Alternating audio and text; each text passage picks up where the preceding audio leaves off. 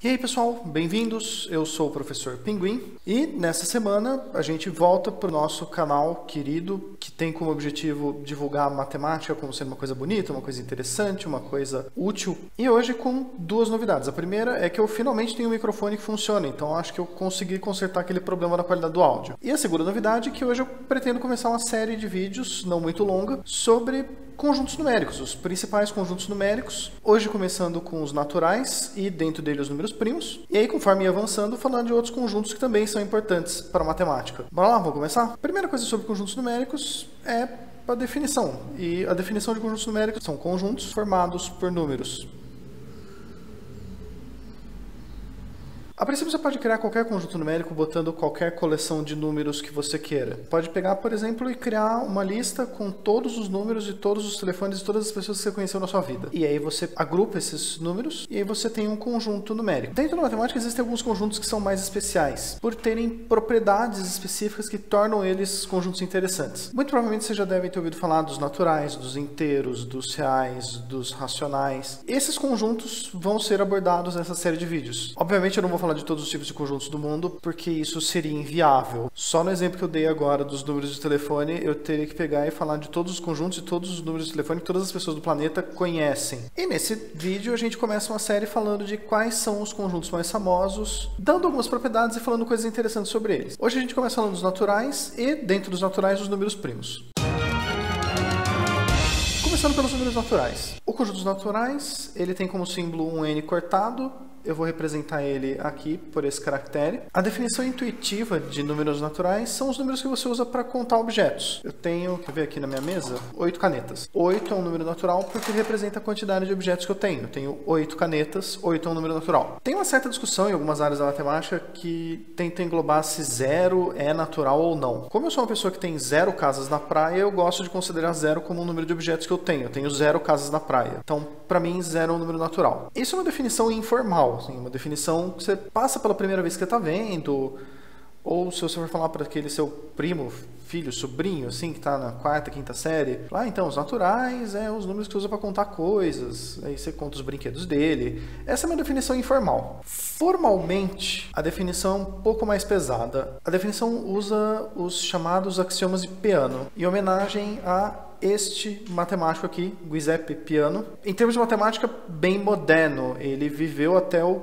meio do século passado. Se você for considerar que quase toda a matemática que a gente vê é dos gregos até o Renascimento, isso é um conceito bem moderno. Peano ele foi o responsável por formalizar o conceito dos números naturais como a gente usa hoje. Ele criou 5 axiomas que definem o conjunto dos naturais e como a gente trabalha com eles. Os 5 axiomas de Peano que definem como é o conjunto dos naturais. Primeiro axioma, 0 é um número natural. A ideia básica é que você, para definir o conjunto dos naturais, você precisa definir alguém para ser o primeiro termo. O Peano, quando ele criou o processo axiomático dele, ele definiu que o primeiro natural é 0. E a gente tem como padrão internacional definir isso. 0 é um número natural. Não só por aquela história de que eu tenho 0 casas na praia. Eu não sei se ele tinha casas na praia na Itália também, para poder comparar isso. Segunda propriedade, aqui tem um pouco de terminologia um pouco mais pesada. Esse símbolo aqui, esse A de ponta cabeça, ele significa qualquer. Então, basicamente, esse segundo axioma diz que, para qualquer número n natural, existe S de n. É uma função que é a função do sucessor, é ser o sucessor do número, tal que S de n é natural. Traduzindo esse axioma para uma linguagem mais comum, mais simples, mais fácil de entender, se você tem um número natural, todo número natural vai ter um sucessor, que é o próximo número que vem depois dele,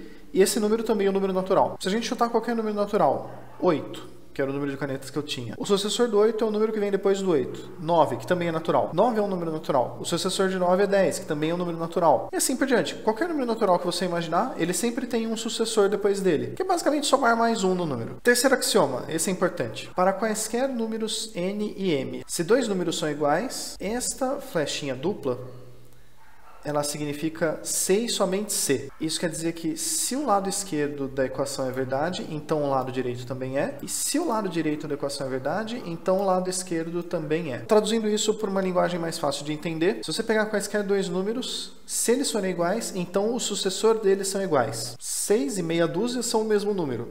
o sucessor de 6 é 7, o sucessor de meia dúzia também é 7. E se o sucessor de dois números forem iguais, então esses dois números eram iguais desde o começo. Ah, eu tenho um número x cujo sucessor é 11, eu tenho um número y cujo sucessor é 11. Peraí, esses dois números x e y são 10, porque é o único número cujo sucessor é 11. Quarto axioma, esse é bem legal. Este símbolo, esse e invertido, é um símbolo matemático para existe.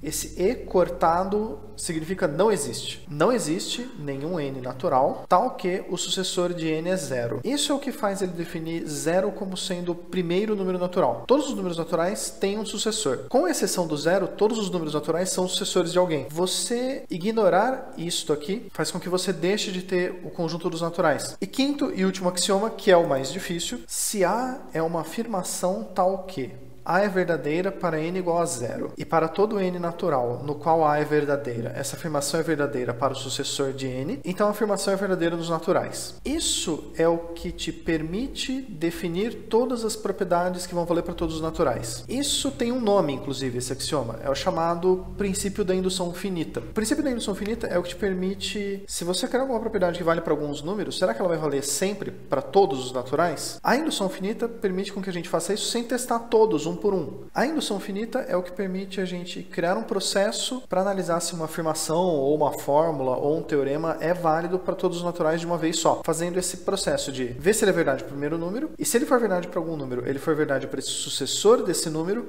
então ele vai ser verdade sempre. O princípio da indução finita merece até um tratamento especial, inclusive ele é o principal tópico que a gente vai tratar nesse vídeo. O princípio da indução finita dá para pensar muito nele como sendo baseado em dominós. Digamos que você tenha os números naturais enfileirados com peças de dominó, peça 0, peça 1, peça 2, peça 3, indo para sempre até termos genéricos n, n mais 1, n mais 2. Para a gente testar se o teorema vai ser verdadeiro para todos os números naturais, isso seria equivalente como se a gente tentasse derrubar todas as peças. Um jeito de garantir que você vai derrubar todas as peças é garantir que a peça 0 vai cair, que é o primeiro tópico da indução finita. E uma vez caindo a peça 0, se a peça 0 derrubar a peça 1 e a peça 1 derrubar a peça 2, qualquer peça que cair vai derrubar a próxima depois dela, então com certeza todas as peças vão cair. Isso é o conceito que está por trás da indução finita. Você vai ter certeza que todas as peças vão cair se a primeira cair, e qualquer peça que cair vai derrubar a próxima. Com esses dois fatos, você tem a garantia de que tudo vai funcionar sempre para todos os naturais. Resumindo, se a gente tiver alguma afirmação, fórmula ou propriedade que é provar para os naturais, a gente pode usar o princípio da indução finita. Para fazer isso, você vai precisar fazer dois passos. O primeiro deles, provar para n igual a zero, ou, no caso mais geral, provar para o primeiro termo a partir do qual a propriedade é válida. E segunda coisa, provar que se a propriedade vale para algum n natural genérico, ela vai valer para o sucessor desse n genérico. Ah, olha só, o Luke, ele apareceu no vídeo. Eu não estava esperando que ele aparecesse agora. Você está gostando do vídeo, Luke? Está achando interessante? Está achando bonitinho?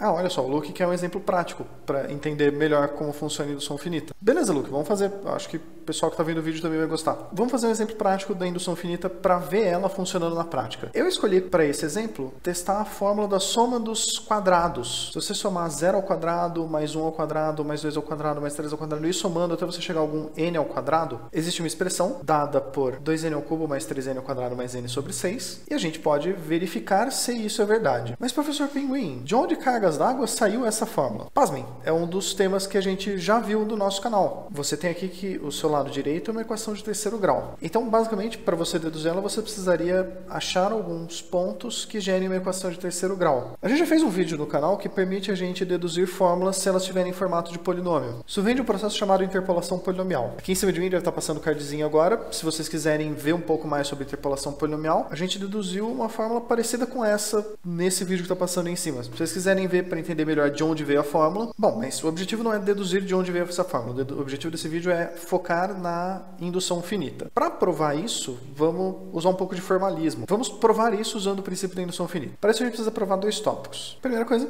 vamos provar que a fórmula é válida se o n for igual a zero. O lado esquerdo da equação. Se eu trocar o n por 0, 0 ao quadrado, mais 1 ao quadrado, mais 0 ao quadrado, se você fizer a contagem só até o 0, você só vai ter 0 ao quadrado. E o resultado é 0. O lado direito da equação é esta fórmula. E nesse caso, se o n for igual a 0, basta que a gente troque o n por 0. 2 é 0 ao cubo, mais 3 é 0 mais 0, dividido por 6, o total é 0. São iguais. Esta equação é válida se o n for igual a 0. O segundo passo da indução é sempre mais difícil quando comparado ao primeiro, porque o primeiro é só você substituir um número. O segundo caso da indução, ele envolve você fazer um caso geral. Por isso ele é mais complicado. Vou começar pela hipótese de indução. A hipótese de indução é você supor que a fórmula funciona até um grau n. No caso, é esse texto que eu escrevi aqui. Eu estou supondo que 0 ao quadrado, 1 ao quadrado, até o n ao quadrado dá exatamente isso. E para provar a indução, a gente precisa provar que ela vai valer também para o sucessor dele. Então a gente precisa provar que essa fórmula vai ser válida para n mais 1. Ou seja, a gente precisa provar que se eu pegar o lado esquerdo da equação e trocar o n por n mais 1, então, em vez de eu somar de 0 a n, eu somo de 0 até n mais 1,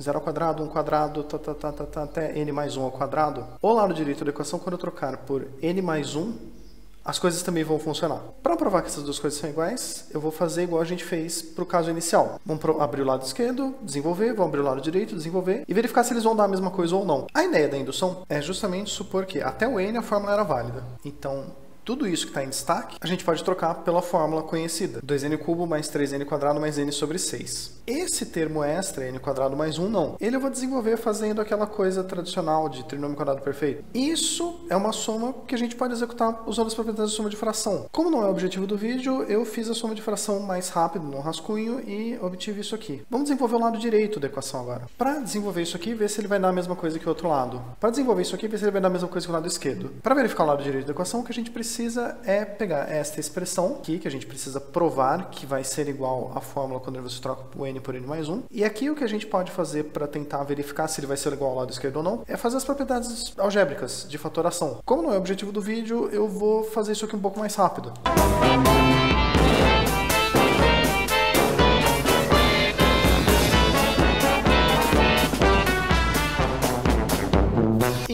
Este é o resultado final que a gente tem, que, não por coincidência, é o mesmo resultado que a gente tinha. Isso é parte da indução finita, onde a gente prova que se essa fórmula valer para algum n genérico, ela vai valer para n mais 1. Juntando isso com o fato de que ela vale para o zero, como ela vale para o zero, ela vale para o sucessor de 0, que é 1. Se ela vale para 1 e ela vale para o sucessor de 1, ela vale para 2. Se ela vale para 2 e também para o sucessor de 2, ela vale para 3, para 4, para 5, para 18.755.823. E não importa qual número você joga dessa fórmula, ele sempre vai valer, porque ele vale para o zero e para o sucessor de todos os números. Ele vale para todos os naturais. Isso que a gente estava discutindo até agora, alguns autores chamam de primeira forma, alguns chamam de versão fraca. Existe uma variante que é importante saber do princípio da indução finita, que ela é chamada ou segunda forma ou versão forte. O que às vezes pode chocar algumas pessoas, ou cachorros, que aquela forma nem era a forma final dela. Você ainda tem uma outra variante da indução finita. Essa variante, ela basicamente dá uma forma diferente de fazer a mesma coisa, mas ela é equivalente. Para você provar que uma propriedade vale, você pode provar que ela vale para o primeiro termo, no qual ela é válida, 0, ou seja lá qual for o primeiro termo que a sua propriedade começar a valer. Ou, ao invés de você provar que se ela vale para n, ela vai valer para o sucessor de n, você pode pegar uma coisa equivalente, que seria pegar aqui. Se ela vale para todos os números menores ou iguais a n, ela vai valer para n mais 1. Eu acredito que intuitivamente é fácil de acreditar que as duas coisas são equivalentes, porque o seu objetivo sempre é derrubar todos os dominós. O que muda é o jeito que você está discutindo a mesma coisa. A forma fraca dizia que você vai derrubar o primeiro e qualquer dominó que cair vai derrubar o próximo. A segunda forma diz que você vai derrubar o primeiro e uma vez caindo todos os dominós até o n, isso garante que o próximo cai também. O 0 caindo, ele derruba o 1. O 0 e o 1 caindo, eles vão derrubar o 2. O 0, 1 e o 2 caindo, eles vão derrubar o 3 e assim por diante. Isso é muito legal, mas eu não sei se alguém vai querer que veja exemplos práticos. O Luke pediu para a gente fazer exemplo prático. Vamos fazer um exemplo prático. Outro exemplo que usa indução forte eu acho particularmente legal é este teorema. Prove que qualquer número natural n, a partir de 2, pode ser escrito como um produto de números primos. Para poder falar desse teorema, eu preciso fazer uma pausa rápida. Basicamente, lembrar o conceito de números primos. Lembrar, eu estou botando um pouco entre aspas, porque, pelo menos nos vídeos do meu canal, eu tenho certeza que eu ainda não falei de números primos. Números primos dão muito assunto. Tenho planos de falar de números primos no futuro, mas esse lembrando é assumindo que seja um conceito que você tenha visto alguma vez na sua vida. Definição rápida de números primos.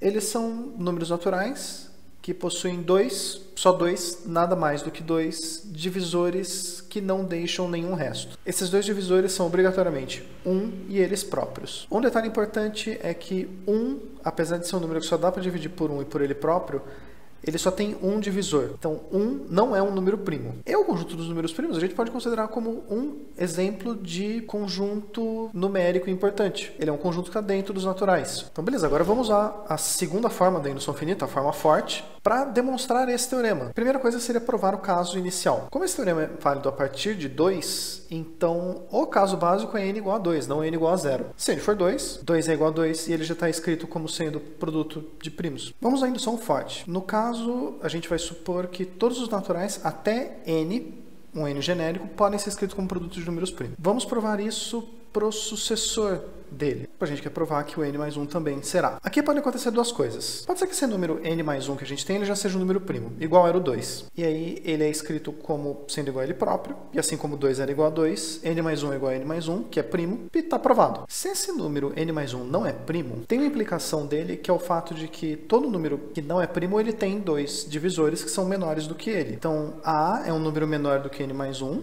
b é um número que também é menor do que n mais 1, e como a e b são números menores do que n mais 1, então eles podem ser escritos como produto de primos, porque a gente já tinha suposto isso. Então, A é um produto de tanto faz quantos números primos, B também, e N mais 1 é o produto entre essas coisas. Então, N mais 1 também é um produto de primos. Basicamente, onde encerra a nossa demonstração. E o que eu tinha para falar sobre os números naturais e números primos para vocês hoje. Eu pretendo que esse seja o primeiro vídeo de uma série, espero que vocês estejam gostando até agora, onde a gente só começou a falar um pouco sobre os principais conjuntos numéricos. A gente ainda está bem aqui no comecinho, falando dos primos e dos números naturais, que são o que englobam um pouco mais do que eles.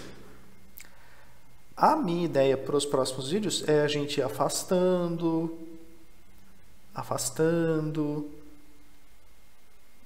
e ir falando sobre mais e mais conjuntos numéricos importantes. Só que a nossa viagem está só no começo. A gente ainda tem muita coisa para falar. A gente está aqui na segunda bolinha, que dando zoom out, ele está quase reconhecível ainda. Mas eu espero de verdade que vocês tenham gostado do vídeo dessa semana. É a minha primeira tentativa de fazer um vídeo um pouco mais formal, mas é um assunto que exige um certo formalismo. Espero de verdade que vocês tenham gostado. Lembrando vocês que se vocês quiserem entrar em contato comigo, tá aqui o meu e-mail passando do lado. Vocês podem entrar em contato comigo para dar ideia de vídeo, para fazer comentários, para dizer que gostaram do microfone novo. Eu também dou aulas particulares para ensino médio, para ensino superior. Se vocês quiserem me procurar também, meu e-mail está com vontade.